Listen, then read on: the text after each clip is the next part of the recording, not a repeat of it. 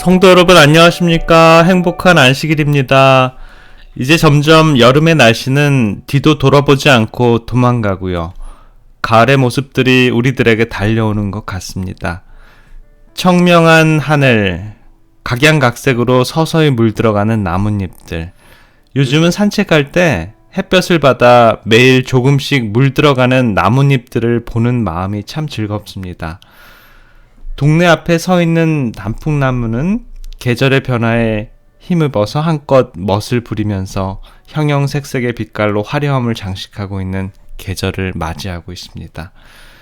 나뭇잎은 주어지는 색깔대로, 바람 부는 대로, 또 그러다 떨어져서 땅에 거름이 되어도 그저 자연의 순리대로 순응하는 것을 보며 가끔은 우리가 원하는 대로 일이 돼도 또 빨리 이루어지게 하려고 아둥바둥대는 우리의 인생들을 생각하며 자연의 위대함에 부끄러움을 느낄 때가 많이 있습니다.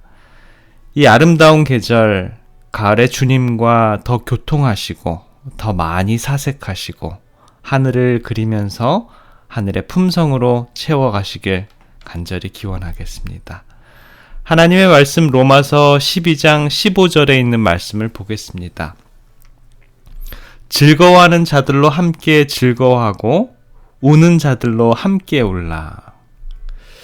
2008년 미국 카네기 멜론 대학과 MIT 공대 심리학자들이 성과가 좋은 팀에 대한 공동 연구를 했었는데요.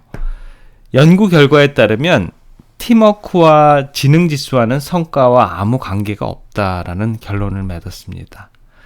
그리고 가장 중요한 것은 공감 능력이다라고 이렇게 얘기를 했습니다.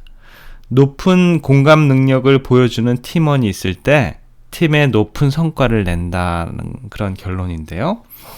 예전에 EBS 방송에서 이런 프로그램을 본 적이 있는데요. 무작위로 초등학생들을 선택해서 아무도 없는 방에서 탁구공을 숟가락으로 1분 안에 얼마나 많이 옮길 수 있는가 하는 게임을 했습니다. 단 손으로 만져서는 안 되고 떨어지는 걸 주워도 안 되고 오직 숟가락으로만 옮겨야 했습니다. 학생들은 모르지만 그 방 안에는 비디오 카메라가 장치되어 있었습니다. 많은 학생들이 탁구공을 숟가락으로 나르는 일이 힘들자 손으로 옮기고 떨어진 것을 주워서 넣고 했지만 그 중에 약 5%는 주어진 규칙대로 숟가락으로만 옮겼고요. 정직하게 한 학생들은 물론 성과가 좋지 못했습니다.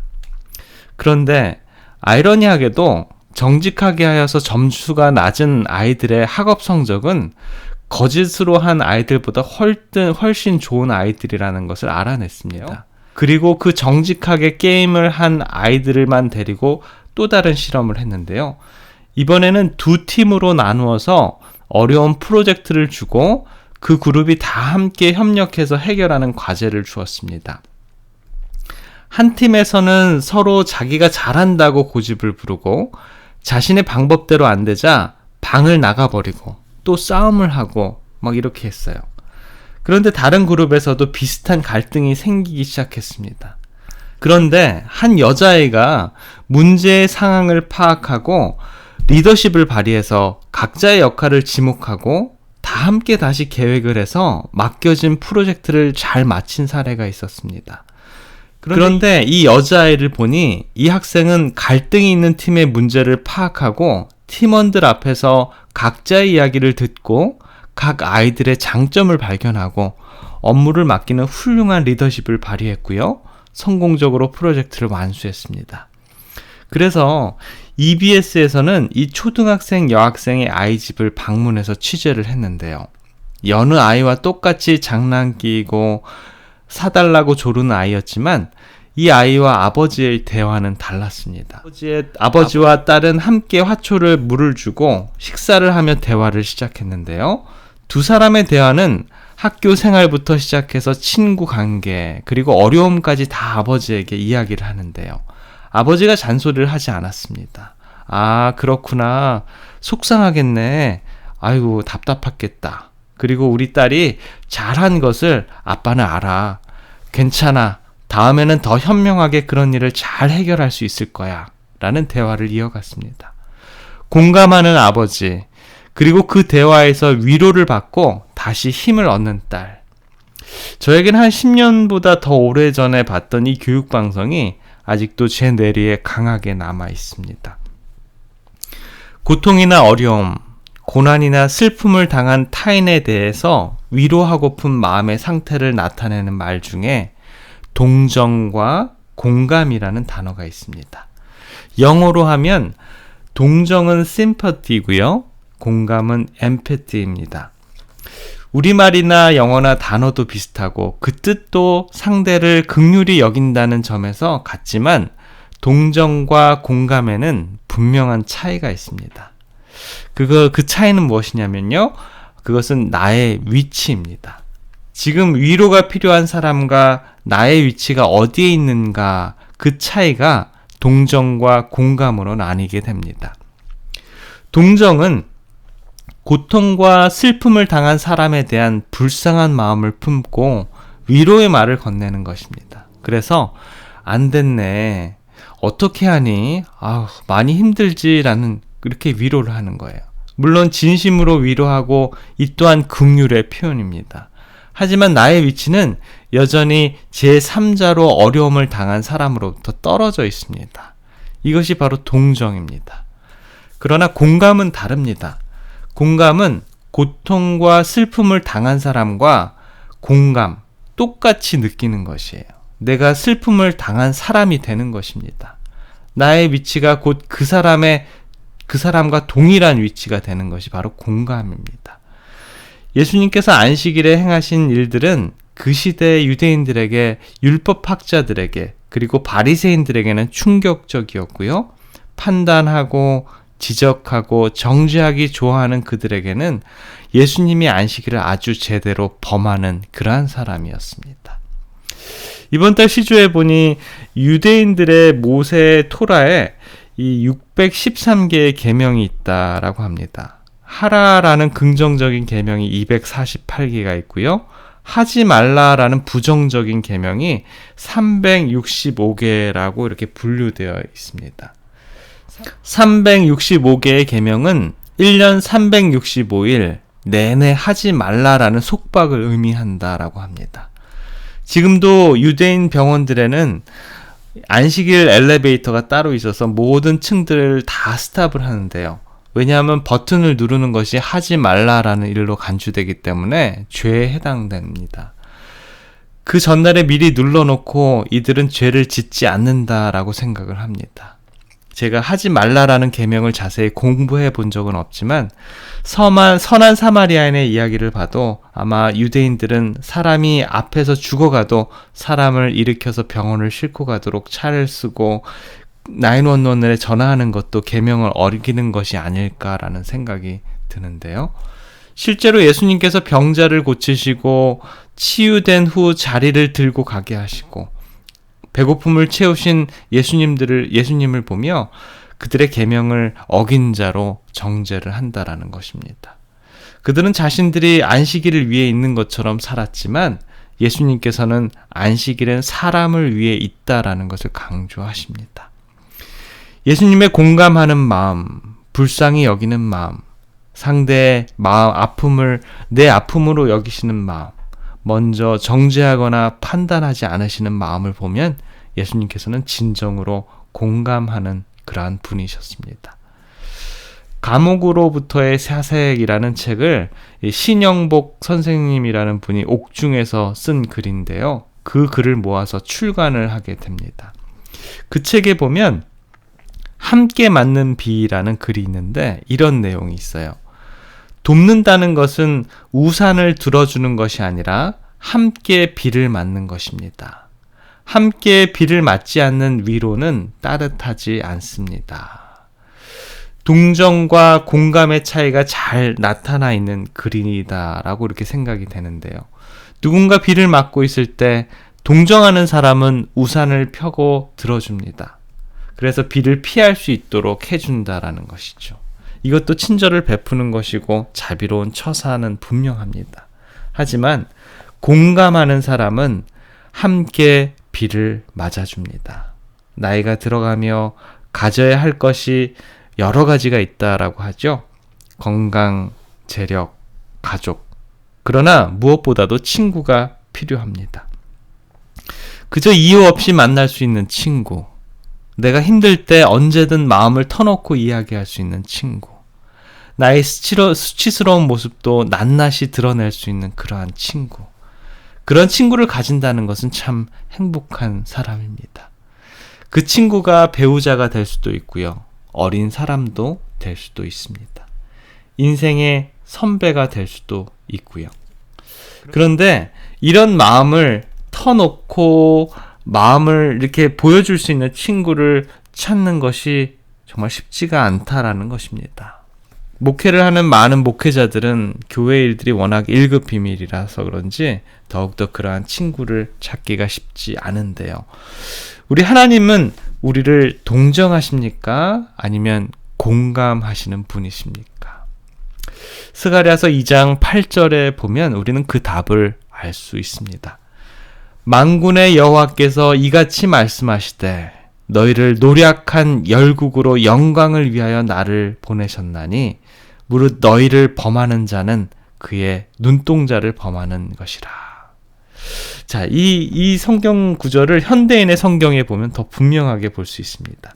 너희를 치는 자는 나의 눈동자를 치는 것이다 라고 이렇게 말합니다. 누군가 이스라엘 백성들, 이스라엘 민족을 해되게 하는 것은 하나님을 해되게 하는 것처럼 하나님께서는 공감하신다라는 것입니다. 그런데 우리는 공감은커녕 어떠한 마음이 듭니까? 우리가 이야기를 들으면 이거 어떻게 하지? 라는 그런 생각이 들 때도 있고요. 뭔가 도와는 주어야 하는데 부담이 되어서 못할 때가 있고요. 또 어떤 때는 남의 이야기를 들어주는 시간과 에너지가 너무 많이 들기 때문에 참 어렵기도 합니다. 공감은요, 사람과 사람을 연결하는 힘입니다. 지금처럼 전문화되고 분업화된 사회에서 다양한 사람들과 함께 하려면 공감이 참 필요하다라는 것이죠. 공감 능력을 갖춘 한 사람을 통해서 다양한 여러 사람들을 하나로 연합할 수 있기 때문입니다. 그런데 공감은요, 강함이 아니라 약함을 때 나눠주는 것이에요. 성공이 아니라 실패를 나눌 때 주어지고요. 기쁨이 아니라 슬픔을 나눌 때 주어지는 게 바로 공감입니다. 브레네 브라운 사회심리학자는 그의 책 수치심 권하는 사회에서 공감의 중요성을 강조하며 이런 말을 할 때 공감이 형성된다라고 합니다. 여러분들도 이런 말을 좀 많이 해보시면 공감을 느끼게 될 수 있을 것 같아요.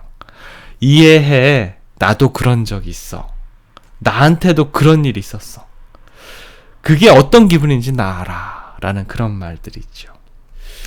마태복음 5장 41절에 보면 또 누구든지 너로 억지로 오리를 가게 하거든 그 사람과 심리를 동행하고 라고 이런 말씀이 있는데요.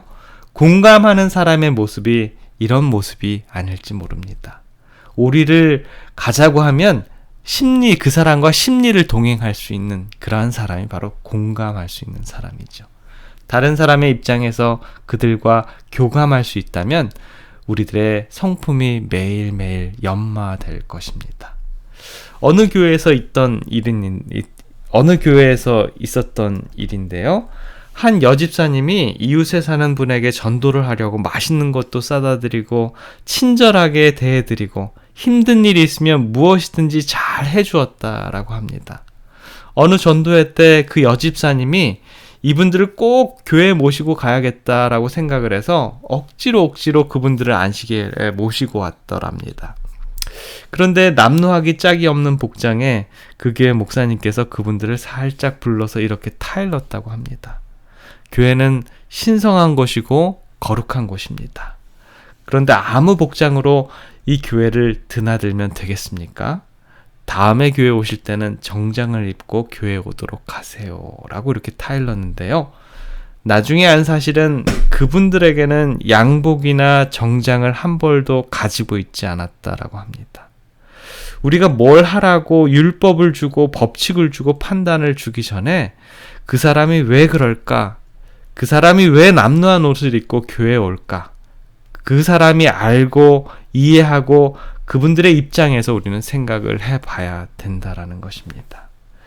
예수님께서 그 사람을 만났을 때 왜 너희들은 왜 거룩한 안식일에 날 고쳐달라고 하냐라고 하지 않으시고요. 오히려 아브라함 딸들이야 라고 이렇게 부르면서 아브라함의 아들들은 어찌하여 그녀의 매임을 풀지 아니하였느냐라고 질책을 하셨습니다. 또 이런 예화가 있는데요. 신혼부부의 아내가 손톱에 빨간색을 이쁘게 발랐는데 그녀는 네일 아트에서 일을 하는 사람이었습니다. 이민을 하기 위해서 네일 아트를 열심히 공부하는 사람이었는데요. 연습할 대상이 없어서 그녀는 자기 손톱에 그림을 그리고 색깔을 칠하고 이런 일들을 많이 했어요. 금요일에도 그렇게 하고 깜빡 잊고 안식일에도 그냥 그렇게 교회에 오게 되었는데요. 그분의 이 남편 되시는 분은 아직 교회에 참석을 하지 않는 그 구도자였습니다. 이민을 와서 남편도 친구도 없고 하니 우리 교회 가자고 설득을 해서 만류 끝에 교회에 같이 참석을 하게 되었습니다. 이민을 와서 외국에서 첫 안식일 예배가 끝나고 인사를 하는데 한 장로님이 악수를 하면서 신부의 손을 보더니 이게 뭡니까? 재림교인들은 손톱에 색깔을 칠하고 이런 무늬를 넣지 않습니다. 라고 이렇게 핀잔을 주는 겁니다. 그 다음 주부터 교회에서는 그 젊은 부부를 볼 수가 없었다라고 합니다. 장로님이 판단하기 전에 이 사람들과 대화를 나누고 먼저 공감 능력을 가졌더라면 젊은 영혼들을 교회로부터 떠나게 하지 않았을 텐데요. 참 아쉬운 일입니다.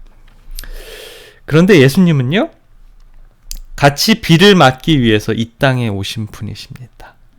저와 여러분들을 가장 잘 아시기 위해서 육신의 옷을 입으시고 우리들과 함께 이 땅에서의 고통의 비, 비애의 비, 슬픔의 비를 맞으셨던 분이 바로 예수님이십니다.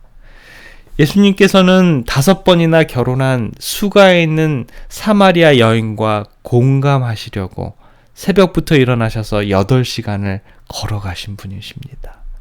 여인의 각박한 삶, 복잡하게 얽힌 관계로 고통받고 있었지만 그녀는 자기 스스로도 자신의 고통의 본질적인 원인과 자신이 진정으로 무엇을 원하는지도 모르고 있었는데요. 자신도 표현하지 못한 것을 오히려 예수님께서 알고 표현을 해 주십니다. 내가 주는 물을 마시는 자는 영원히 목마르지 아니하리니 내가 주는 물은 그 속에서 영생하도록 솟아나는 샘물이 되리라. 예수님과 여인은 완전한 공감을 이루었기에 이 여인은 예수님을 선지자로 여기고 물동이를 버려둔 채 동네로 들어갑니다. 또 예수님께서는 그냥 말씀만 하셔도 환자가 나음을 얻을 수 있었는데요. 그 당시 사람과는 접촉이 금기시되어 있는 이 문둥병, 그 문둥병 환자에게 함께 아픔을 공감하여서 예수님께서는 손을 내밀어 그의 몸에 대기도 했습니다. 또 18년이나 중풍병에 걸렸던 사람을 안식일임에도 불구하고 베데스다 연못에서 그를 공감하시면서 얼마나 아팠을까, 얼마나 괴로웠을까 하시면서 그의 자리를 들고 걸어가라라고 하면서 진정한 억압에서 자유함을 선사하신 분이 바로 예수님이십니다.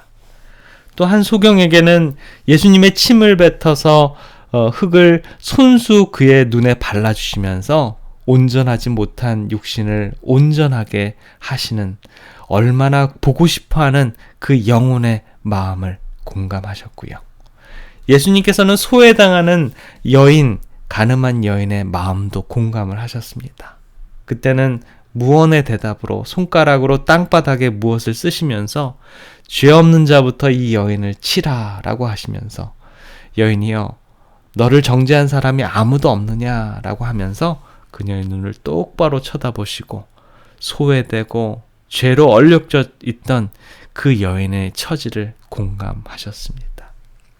또 죽은 나사로에게는 인간의 운명적인 삶의 끝은 죽음이라는 것, 그것도 그분이 겪어야 하는 그 죽음, 인간이 죄로 인해서 당해야 하는 이 죽음에 대한 온 인류와 함께 애통하시면서 공감하시면서 죽었던 나사로를 살리셨습니다. 예수님께서는 사람들의 병, 가난, 소외, 억압으로 겪는 고통을 자신의 고통으로 받아들이면서 그들의 삶을 피부로 느끼면서 예수님께서는 우리들과 함께 공감하셨습니다. 증언보감 2권 115페이지에 보면 이런 말씀이 있습니다. 예수님께서 우리들을 개인적으로 아시며 우리의 연약함에 공감하신다는 것을 기억하라. 그분께서는 모든 피조물들의 필요를 아시며 모든 사람의 마음속에 숨겨진 채 표현되지 않는 슬픔을 읽으신다. 예수님은 선한 목자이시다. 그분은 연약하고 병들고 길을 잃고 방황하는 양들을 돌아보신다. 그분은 그들의 모두 이름까지 아신다. 그분의 양무리에 속한 모든 양들과 어린 양들의 고통은 그분의 자비로운 사랑의 마음에 전달되며 도움을 요청하는 부르짖음은 그분의 귀에 들려진다. 저와 여러분들을 가장 잘 아시는 분이 예수님이십니다. 그분은 우리들과 공감하십니다. 그분의 자비로운 사랑의 마음을 여러분 느끼십니까? 여러분 참 어려우시죠? 예수님께서는 우리들의 어려움을 아십니다. 여러분 참 외로우시죠? 예수님께서는 누구보다도 우리들의 외로움을 아십니다. 여러분 많이 아프시죠? 예수님께서는 우리들의 고통을 공감하십니다. 그래서 그분께서 선택하셨던 것이 바로 십자가입니다. 우리들을 가장 잘 아시기 위해서, 우리들과 가장 잘 공감하시기 위해서 그분은 생명을 바치셔서 죽음을 선택하심으로 저와 여러분들의 사망의 모습까지도 체휼하셨습니다. 그분의 삶을 바라보면서 우리는 이러한 삶을 살아야 하지 않을까라는 생각을 하게 됩니다. 갈라디아서 2장 20절이 바로 그 부분인데요. 내가 그리스도와 함께 십자가에 못 박혔나니 그런즉 이제는 내가 사는 것이 아니요 오직 내 안에 그리스도께서 사신 것이라. 이제는 내가 육체 가운데 사는 것은 나를 사랑하사 나를 위하여 자기 자신을 버리신 하나님의 아들을 믿는 믿음 안에서 사는 것이라. 예수님께서 십자가에까지 달려 돌아가시도록 우리와 공감하시고자 하셨던 것처럼 우리들도 주님과 공감하기 위해서는 우리도 십자가로 가야 합니다. 우리가 이제 육체 가운데 사는 것, 우리를 사랑하사 우리를 위해서 자기 자신을 버리신 하나님의 아들을 믿는 믿음 안에서 사는 것, 그것이 우리들의 공감의 삶입니다. 우리들의 마음과 삶과 모든 고민과 고통을 공감하시는 예수님, 그 예수님께서 지신 십자가를 생각하시면서 그분과 동행하시는 삶이 되시길 기원하시면서 말씀을 마치겠습니다. 자, 우리 다 함께 기도하겠습니다. 사랑의 아버지 하나님, 저희들과 공감해 주셔서 감사합니다. 우리들의 삶을 체험하시고 우리와 같이 되시기를 원하셔서 이 땅에 오신 구세주 예수 그리스도, 우리들에게 새 생명의 기회를 주셔서 감사합니다. 우리들의 삶 속에서 우리와 동행해 주시고 우리와 공감해 주시고 우리들의 삶도 주님과 공감하는 삶, 십자가로 가는 삶을 살아갈 수 있도록 주님 인도하여 주옵소서. 우리를 구원해 주시는 사랑의 우리 구주 예수 그리스도의 이름으로 간절히 기도드립니다.